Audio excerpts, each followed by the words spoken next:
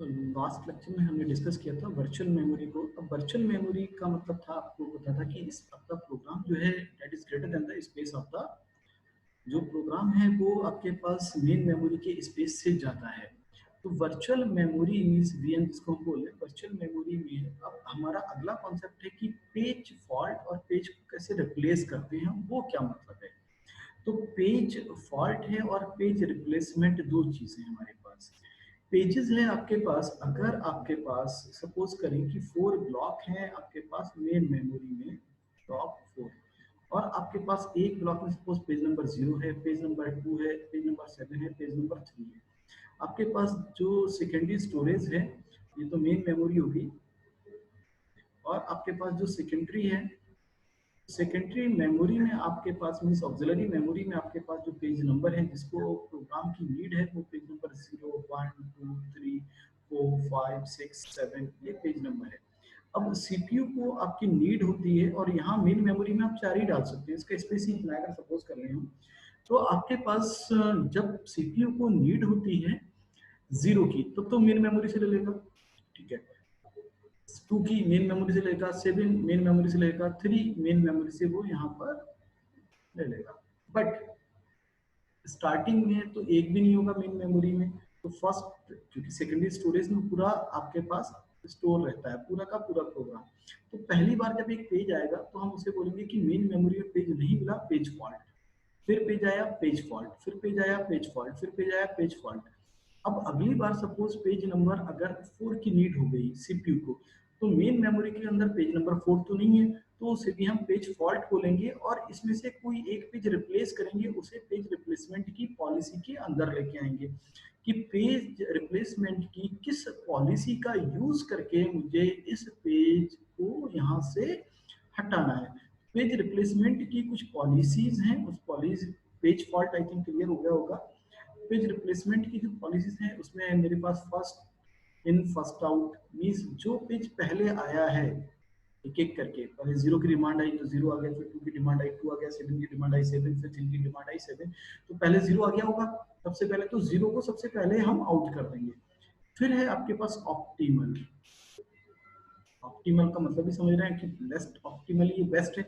Optimal में क्या होता है कि आपके पास फ्यूचर में कौन सा यूज होने वाला है उसके अकॉर्डिंग हमें पेज को रिप्लेस करना होता है। फिर आपके पास LRU, least recently use, recent में सबसे कम जो यूज हुआ है उसको हम रिप्लेस करते हैं, तो इनका हम यूज करेंगे। इन तीनों को हम पढ़ेंगे अब, पेज फॉल्ट और पेज रिप्लेसमेंट पॉलिसीज।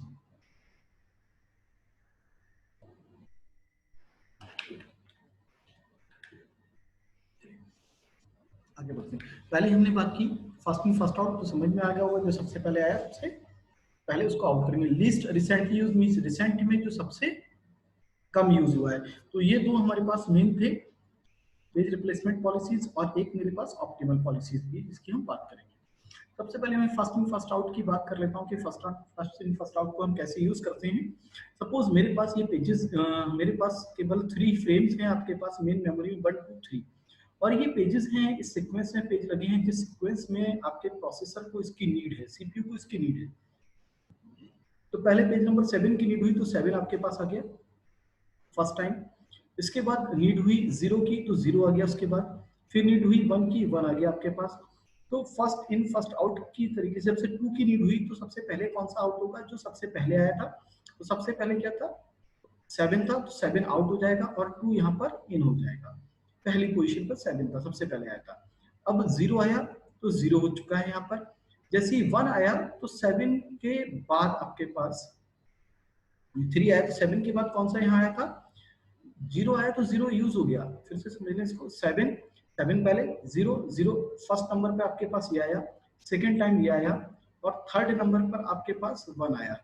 जैसे ही 2 आया तो किसको रिप्लेस करना पड़ेगा, जो पहले इन हुआ था, फर्स्ट इन हुआ था 7, 7 रिप्लेस हो गया। तो अब ये आ गया, ओके ठीक है। फोर्थ, अब आपके पास अगला जब 0 आया तो सीपीयू को इसी में मिल गया वो 0, सीपीयू को मेन मेमोरी में 0 मिल गया, तो पेज रिप्लेसमेंट की नीड नहीं पड़ी, कोई रिप्लेसमेंट नहीं होगा। अब जैसे 3 आया तो 3 तो इसके अंदर होगा नहीं, तो किसको रिप्लेस करेंगे, जो पहले आया होगा। तो फर्स्ट इन फर्स्ट आउट, तो अब 1 तो आउट हो चुका था, ठीक है, ये अब 4th नंबर पर आया, तो आपके पास कौन सा बचा है, 2 नंबर पर जो है, 2 नंबर पे क्या आया था, सेकंड नंबर पर आपके पास 0 आया था, तो 0 को आउट करके 3 को इन कर दिया आपने। अब ये 5वें नंबर पर आ गया, तो हम 1 नंबर को आउट कर चुके हैं, 2 नंबर को आउट कर चुके हैं, ये हमें याद रखना पड़ेगा। ठीक है, जैसे ही हमारे पास अब 0 आएगा तो 0 यहाँ फिर नहीं मिला, तो फिर एक को आउट करना पड़ेगा, तो किसको आउट करेंगे, 1 2 हो चुका है, 3 नंबर पे जो आया होगा, 3 नंबर पे क्या आया 1, तो 1 आउट हो जाएगा और 0 इन हो जाएगा, तो अब ये 6 नंबर पर ही आ गया, 1 आउट हो जाएगा और 0 इन हो जाएगा। तो इस टाइप से हमारे पास चलता रहेगा ये, जैसे ये 4 आएगा तो इसमें से कौन सा आउट होगा, 2 आउट हो जाएगा, 4 आ जाएगा, फिर 2 आएगा तो आपके पास 3 आउट हो जाएगा, ये आ जाएगा, फिर 3 आएगा तो आपके पास 0 आउट हो जाएगा, 3 0 आएगा तो 4 आउट हो जाएगा, 0 3 आएगा, 3 पहले यहाँ मिल जाएगा, कोई रिप्लेस नहीं होगा, 2 2 यहाँ मिल जाएगा, कोई रिप्लेस नहीं, 1 1 आपके पास नहीं है, तो जो पहले आया होगा उसके अकॉर्डिंग 2 आउट हो जाएगा, 1 आ जाएगा, फिर आपके पास 2 आएगा तो 3 आउट हो जाएगा, 2 आ जाएगा, 0 पहले से है, 1 पहले से 7 होगा तो 0 आउट हो गया, 7 0 तो 1 आउट हो गया, 0 1 आया तो 2 आउट हो गया, 1। तो इस टाइप से कितने पेजेस मुझे मिले, 1 2 3 4 5 6 7 8 9 10 11 12 13 14 15, तो मेरे पास इतने पेज फॉल्ट हुए यहाँ पर 15 टाइम्स आना पड़ा मुझे। ठीक है, अगर ऐसी एक एग्जांपल ये लें हम कि हमारे पास सपोज एग्जांपल में 1 2 3 4 1 2 5 1 2 3 4 5 ये पेजेस हैं और 3 फ्रेम्स हैं हमारे पास, तो कितना फॉल्ट होगा, पहली बार पहला आएगा, दूसरा आया, तीसरा आया, 1 नंबर पे, 2 नंबर पे, 3 नंबर पे।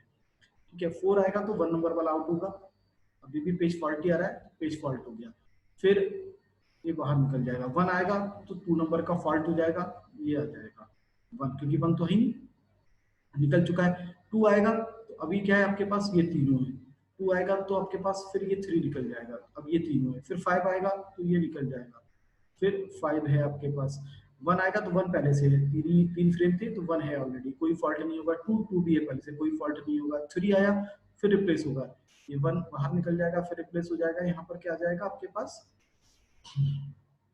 3 आ जाएगा, तो आपके पास 2 5 और 3 है, 4 आएगा तो फिर ये रिप्लेस हो जाएगा, तो आपके पास अब रिप्लेस होके 2 भी रिप्लेस हो गया, अब क्या है आपके पास 5 3 और 4, 5 आएगा तो 5 है पहले से, तो मीन्स आपके पास 9 फॉल्ट आए।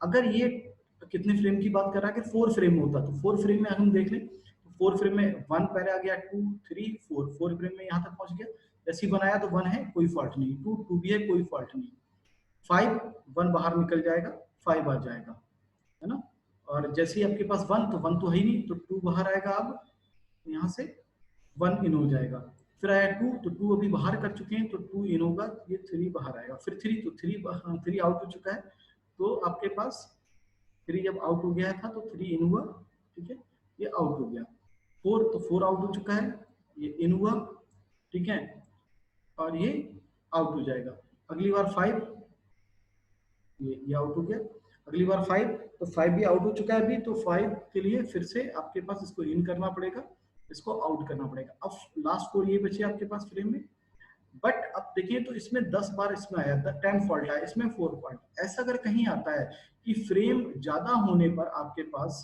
कम फ्रेम के कंपैरिजन में ज्यादा फ्रेम होने पर अगर आपके पास फॉल्ट बढ़ जाए तो उसे बोलते हैं ब्लेडी एनोमली। तो ब्लेडी एलमनी आपके पास ये रिजल्ट अनएक्सपेक्टेड रिजल्ट है कि हमें ऐसे एक्सपेक्टेड नहीं था कि अगर हमने फ्रेम बढ़ा दिया तो हमारे पास फॉल्ट कम होनी चाहिए थी, फॉल्ट बढ़ रहे हैं। तो आपके पास 3 से इस एग्जांपल को बता ही दिया था, तो इसको नीड नहीं है दोबारा, ऐसे अगर 4 फ्रेम है तो 4 फ्रेम से भी एग्जांपल आप कर सकते हैं इजीली, देख लीजिएगा इसको करके।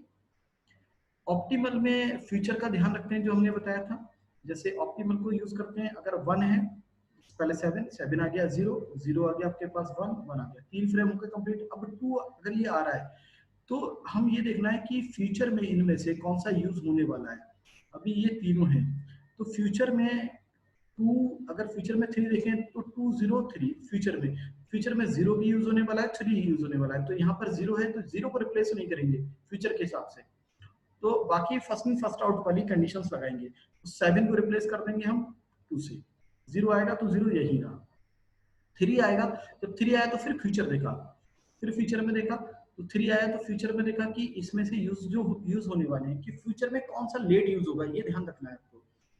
तो फ्यूचर में अगर आपने 3 लिया तो 3 अगर रिप्लेस किसको करें, 2 0 1 है तो 0 भी यूज होगा, 2 भी यूज होगा, 1 सबसे लास्ट में यूज होगा, 1 यहाँ यूज होगा। जैसे 7 जो था वो सबसे लास्ट में यूज हो रहा था, तो इसलिए 7 को हमने फर्स्ट इन फर्स्ट आउट की, सॉरी वहां धोखा मैंने गलत बता दिया था। ये देखना है कि मुझे सबसे लास्ट में यूज कौन सा होने वाला है, तो उसके हिसाब से वो हट जाएगा। तो यहाँ 7 इसलिए हटा था कि 7 सबसे बहुत बाद में यूज होने वाला था इन दोनों के कंपैरिजन में, 0 और 1 के। 0 यूज होने वाला है, 1 यूज होने वाला है। अब जब 3 आएगा तो 3 के कंपैरिजन में इन तीनों में से कोई एक निकलेगा, तो कौन सा निकलेगा, 2 0 1 में से जो फ्यूचर में सबसे बाद में यूज होगा। तो 2 यूज हो रहा है यहाँ, और 0 यहाँ यूज हो रहा है, 2 यहाँ, 1 बाद में यूज हो रहा है, तो 1 यहाँ से निकल जाएगा, 1 निकलेगा यहाँ से और इसकी जगह 3 आ जाएगा। अब 0 तो 0 है ही, 4 जब 4 आएगा तो सेम कंडीशन, 4 आने पर देखना पड़ेगा कि 2 0 और 3 में से ऐसा कौन सा है जो फ्यूचर में बाद में यूज होगा। तो 2 तो अभी यूज हो रहा है, 3 अभी यूज हो रहा है, 0, तो इन तीनों में 0 बाद में यूज हो रहा है, तो 0 को रिप्लेस करके 4 आ जाएगा। तो इस टाइप से आपके पास ऑप्टिमल पेज रिप्लेसमेंट पॉलिसी काम करती है। तो इसमें सबसे ऑप्टिमल इसका नाम ही है, तो पेज फॉल्ट सबसे कम आएंगे, 1 2 3 4 5 6 7 8 9 पेज फॉल्ट है केवल आपके पास। तो ऑप्टिमल पेज रिप्लेसमेंट पॉलिसी हो गई है। अब है LRU, least recently use. Recent में सबसे कम जो यूज हुआ है उसको हम हटाते हैं। 7 आया, 0 आया, 1 आ गया, यहाँ तक तो कोई प्रॉब्लम नहीं है। 2 आया तो रिसेंट में सबसे कम यूज कौन सा हुआ है, 7, 1 अभी यूज हुआ है, 0, 7 तो 7 को रिप्लेस करके 2। फिर 0 आया तो रिसेंट में देखा कौन सा सबसे कम, तो 0 तो है ही सही, यहाँ कुछ नहीं करना है। 3 आया तो रिसेंट में सबसे कम यूज हुआ, 0 अभी यूज हुआ है, 2 यूज हुआ है, 1 यूज हुआ है। रिसेंट में 1 सबसे बाद में, तो 1 हट जाएगा, 1 की जगह आपके पास क्या आ गया, 3 आ गया। इसमें से सबसे बाद में लीस्ट, तो 0 अभी यूज हो चुका है, 2 ये लिस्ट में सबसे लीस्ट यूज हुआ है, 1, तो 1 को रिप्लेस करके 3 आ गया। फिर 0 0 तो है ही ऑलरेडी, 4, तो 4 आएगा, तो 4 इसमें फ्रेम नहीं है, ये रिप्लेस होगा, तो देखेंगे कौन सा इसमें से 0 अभी यूज हुआ है, ठीक है, 0 0 2 और 3 में से देखना है, ये यूज हुआ है। फिर 0 20 2 सबसे कम यूज हुआ है रिसेंट में, तो 2 को रिप्लेस करके 4 आ गया आपके पास। अब 2 आएगा तो फिर देखना है इन तीनों में, तीन फ्रेम में जो आपके पास 403 है, 403 में से 3 रिप्लेस हो जाएगा और 2 आ जाएगा। फिर 3 आएगा, तो इसी के अकॉर्डिंग आपको करते रहना कि रिसेंट में जो सबसे कम यूज हुआ है उसका हम उसको ले आए हम यहाँ पर और पेज को रिप्लेस करते चले जाएं। तो इसे करते हैं हम लीस्ट रिसेंटली यूज्ड एल्गोरिथम। इस एल्गोरिथम में आपके पास टाइम और स्टैक को मॉडिफाई करते रहना होगा। जो सबसे जो आपके पास लिस्ट यूज होता है उसको हम क्या कर लेते हैं कि जो अभी करंट में आ रहा है उसको एक स्टैक से हम स्टैक में क्या कर लेते हैं, उसके हिसाब से उसको स्टैक में बना देते हैं। जो सबसे कम यूज हुआ स्टैक में वो सबसे नीचे पहुंचा देते हैं। स्टैक को हम अपडेट करते रहते हैं, एक अलग से स्टैक बनाते हैं, तो उस स्टैक में हम देखते रहते हैं कि सबसे कम हमारा यूज कौन सा हुआ है। तो स्टैक को जैसे यहाँ पर 2 और 7 है, तो 2 यूज हुआ था, जैसे 7 आया 7 यहाँ आ गया, तो इसको हमने क्या करा, अपडेट कर दिया। अपडेट करने के बाद में कि 7 पहले यहाँ था, तो अब रिसेंट में फिर से 7 यूज हो गया, तो 7 को ऊपर ले आए हम। तो रिसेंट में जो यूज हो रहा है उसको सबसे पहले ले आते हैं।